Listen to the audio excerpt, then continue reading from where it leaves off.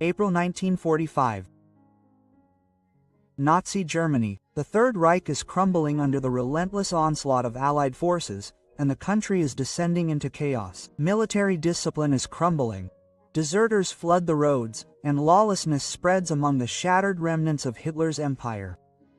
Most soldiers try to disappear, shed their uniforms, or escape in the desperate hope of avoiding death or captivity. However, one man chooses a different path. He dons a discarded officer's uniform, usurps power he has no right to, and begins a ruthless campaign of violence. In the final, lawless days of the war, he orders mass executions, sowing fear among civilians and soldiers alike, leaving a trail of blood and terror in his wake. His name is Willi Harold.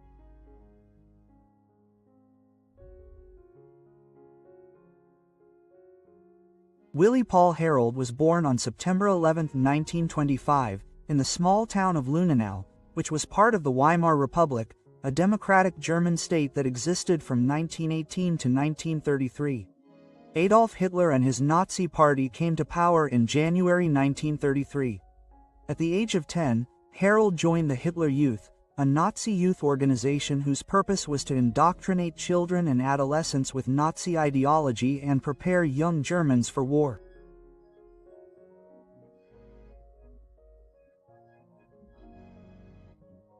A year later, Harold was expelled from the organization for skipping classes and attempting to form his own independent boys group, a violation of the Hitler Youth's regulations. World War II began on September 1, 1939, when Nazi Germany invaded Poland. At the age of 14, Harold rejoined the Hitler Youth and for a time enjoyed the benefits it offered, including extensive nature trips.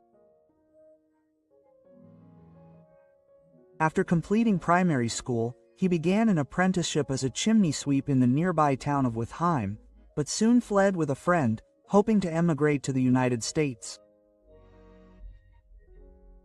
This attempt was unsuccessful, and after being arrested by the Gestapo, the Nazi secret police, Harold was sent to Lunenau, where he completed his apprenticeship in 1943. Between June and September of that same year, Harold served in the Reichsarbeit-Dienst, Rich Arbiter, on the Atlantic Wall in German-occupied France. 3 weeks after turning 18, he was drafted into the Wehrmacht, German armed forces, and sent for training in the town of Tangemende. Thanks to his above-average physical fitness, Harold was selected for parachute training with the Luftwaffe, German Air Force, where he completed a 3-month infantry training course and a 16-day parachute course. After completing his training, Harold was sent to the Italian front, where in early 1944 he participated in the battles of Nettuno and Monte Cassino, and subsequently advanced in rank. He claimed to have received several prestigious military decorations, although no official documents confirming these awards have ever been found. As the war began to take a turn for the worse for Germany, Harold's unit was transferred to the border area between Germany and the Netherlands. In March 1945, during the chaos of the retreat, Harold became separated from his comrades near the Dutch city of Arnhem and found himself alone on the road between Gronau and Bad Bentheim, 2 towns in northwestern Germany near the Dutch border. While traveling alone, Harold stumbled upon a damaged Wehrmacht vehicle abandoned in a ditch.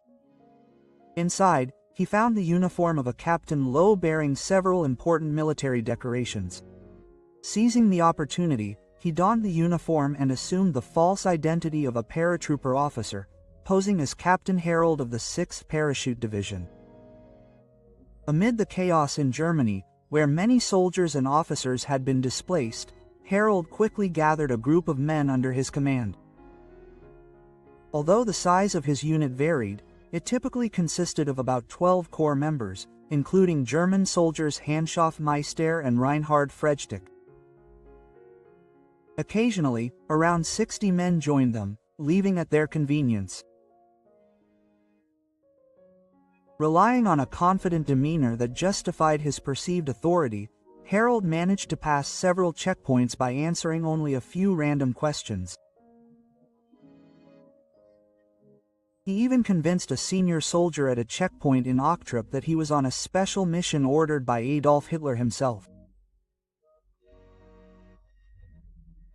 His group initially traveled on foot, then switched to bicycles, and finally motorized, commandeering vehicles, including a field kitchen wagon mounted with a 2-centimeter anti-aircraft gun taken from a Navy boat. On April 11, 1945, Harold and his men arrived at Assendorfer Moor II, part of the Emsland Lager camp complex. Designed to hold approximately 1,000 prisoners, the prison camp was overcrowded. Between 2,500 and 3,000 people were held there, mostly deserters from the Wehrmacht and those accused of acting against the military, sensing an opportunity to consolidate his power. The 19-year-old Harold announced that he had been granted unlimited powers by Hitler himself and took control of the camp. During the first roll call, he ordered random selection of prisoners for immediate execution, thus reinforcing his brutal image among both camp staff and prisoners. Seeking official support, Harold turned to Gerhard Buser, the local Nazi district leader, who, after consulting with higher authorities and the Gestapo, raised no objections to Harold's actions. The atmosphere of fear and the chaotic situation as Allied forces approached further emboldened Harold. On April 12, 1945, Harold oversaw a mass execution during which 97 prisoners, many of whom had attempted to escape, were forced to dig their own graves and then shot. Grenades and a mounted anti-aircraft gun were also used during the massacre. That evening, Harold celebrated with his men.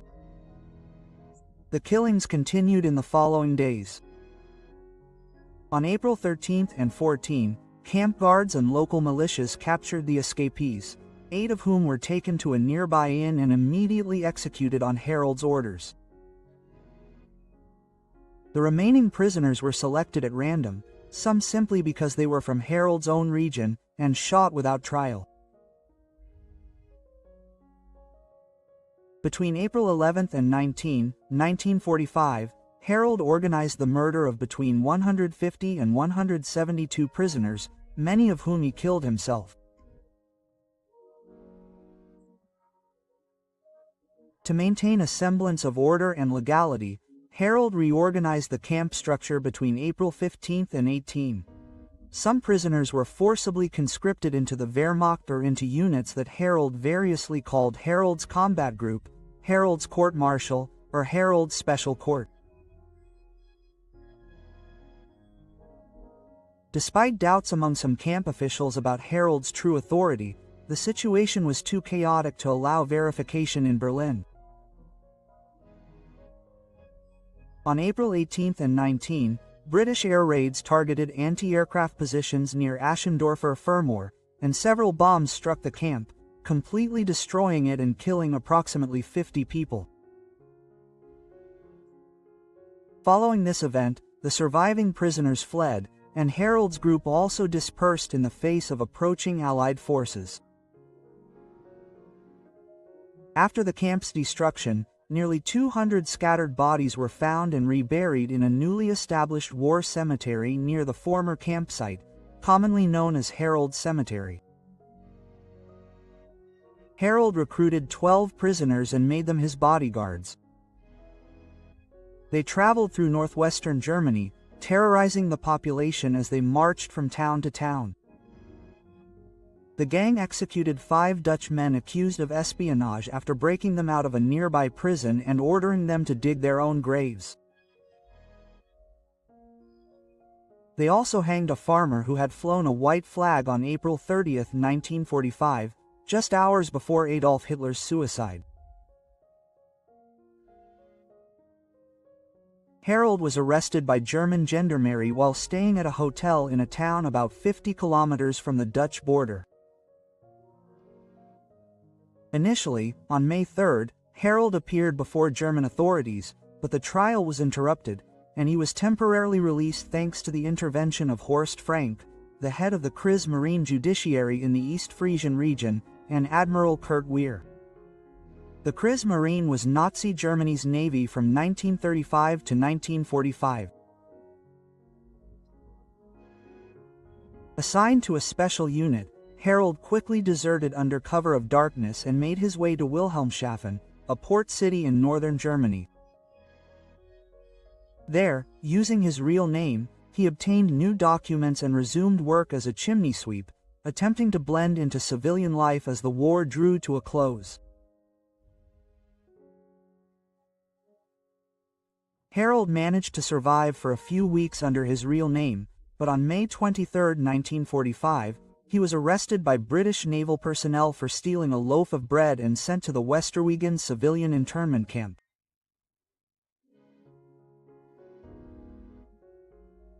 In the summer of 1945, British investigators began to uncover the scale of Harold's crimes, initially mistakenly believing that many of his victims were Allied citizens.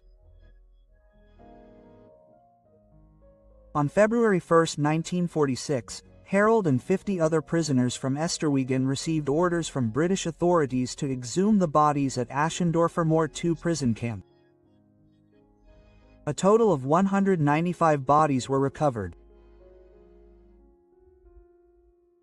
In August 1946, Harold and 12 others appeared before a British military court in Oldenburg under the supervision of Colonel Herbert Bow. Throughout the proceedings, Harold remained remarkably calm and showed no remorse for his actions. During his first hearing, he said, "Why exactly did I shoot those people in the camp? I honestly can't say." Quote. On August 29, he and 6 co-defendants were sentenced to death, and Harold was found responsible for the murder of 111 people. Willie Harold was 21 years old when he was executed by guillotine on November 14, 1946, at Wolfenbüttel prison in Germany.